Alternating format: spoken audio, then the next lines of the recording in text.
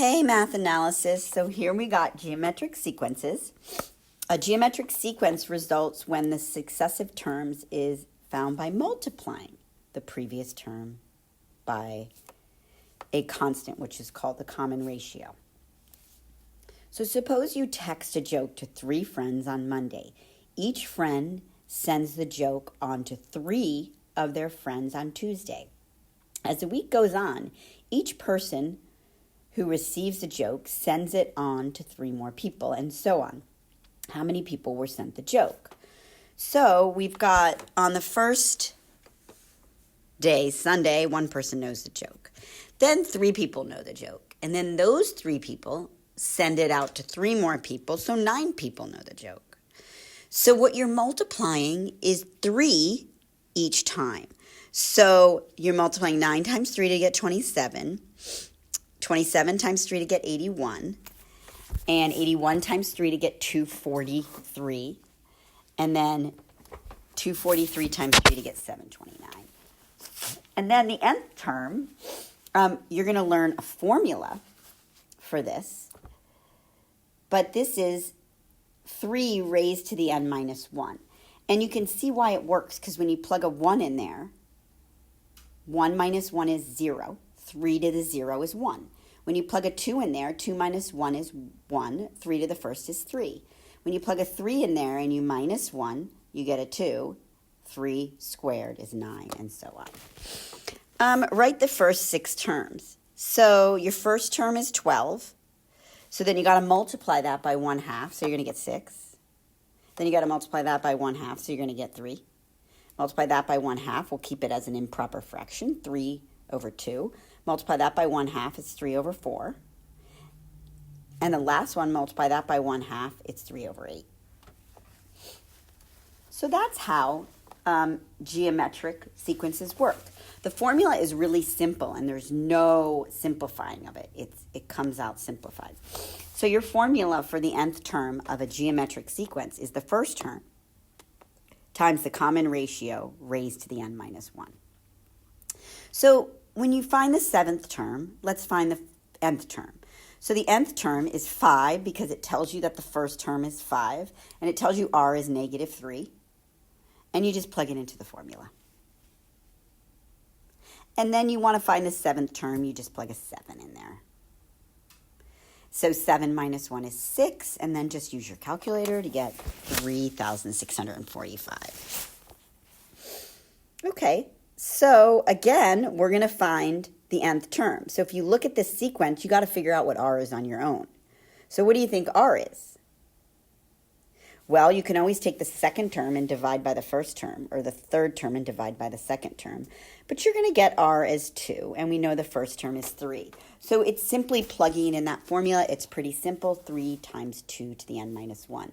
Please understand you cannot multiply the 3 and the 2 together and say 6 to the n minus 1. That breaks order of operations. Exponent has to go first. And then you want to find the 8th term. And that's how you get the common ratio. If you can't tell by looking at it, you just take the second term divided by the first term. And then the 8th term, just plug in 8. And use your calculator. And that's 384. Okay, so a geometric means is the missing terms between distinct terms. So if you remember from geometry, the geometric means between 2 and 8, you can set up as a proportion.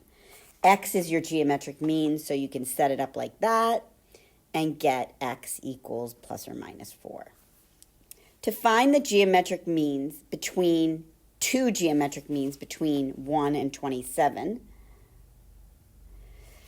you know that it's going to be a total of 4 numbers because there's 2 numbers between 1 and 27. So if 1 is the first number and 27 is the 4th number, you can use the formula. Now, how did I get 3 there? Well, how I got 3 there was because I recognized that 4 minus 1 is 3. So I used a sub 4 equals a sub 1 times r to the 4 minus 1. So I've got my 3, and a sub 4 is 27. And a sub 1 is 1, so there's an invisible 1 in front of there. And so then you take the cube root, and r is 3. So to find the geometric means in between, you just take 1 and you multiply by 3. And then you take 3 and you multiply by 3. There you go. For the next one, there's 5 numbers. So a sub 5 equals a sub 1 times r to the 5 minus 1. So that's where I got the 4 from. And a sub 5 is 144, and a sub 1 is 9. So I'm going to divide. Then I'm going to take the 4th root. So the answer could be plus or minus. So r can be plus or minus. If r is plus, all the numbers are plus. If r is minus, they alternate. So that means it's 9 in either 18 or negative 18. Then the next one has to be positive, because if it alternated negative, the only thing is for that to be positive. And then that one is plus or minus 72. Okay. So that is geometric sequences. Geometric series, a geometric series is the sum of a geometric sequence.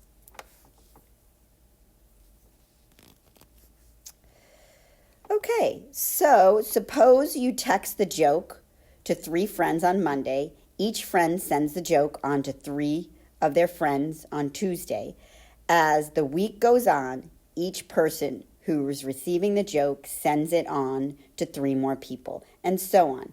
How many total people received the joke by Sunday? So that would be just adding them up. So go back to the chart and add up all the numbers we got on the chart for the very first problem. And that would be how to do it. There is a formula, and this is the formula. So it's the most complicated formula you're going to use. So S sub n equals a sub 1 times 1 minus r raised to the n over 1 minus r. So this is not the nth term. This is the sum of the first however many terms. So for example, in number 7, it says find the sum of the first 9 terms. So we know we want to find S sub 9. But in order to do that, we need to know the 9th term. And in order to know the 9th term, we need to figure out what the 9th term. We don't need to know the 9th term. Sorry about that. Erase what I said. We know that r is negative 3 by looking at the sequence. We know the first term is 2, and we know n is 9.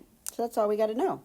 So then you can plug that into your calculator. Make sure you follow order of operations. Make sure you plug it in properly. Everybody should practice plugging it in. I would do the 1 minus negative 3 in my head. Don't try and plug in the double negative on your calculator. Just recognize that that's 4. And make sure you can plug this in properly.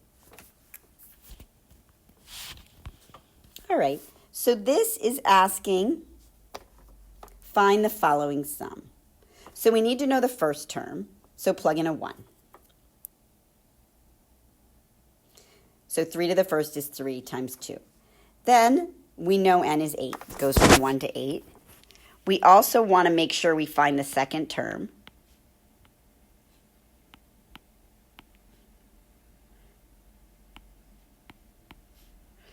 And the second term is 2 times 9, which is 18.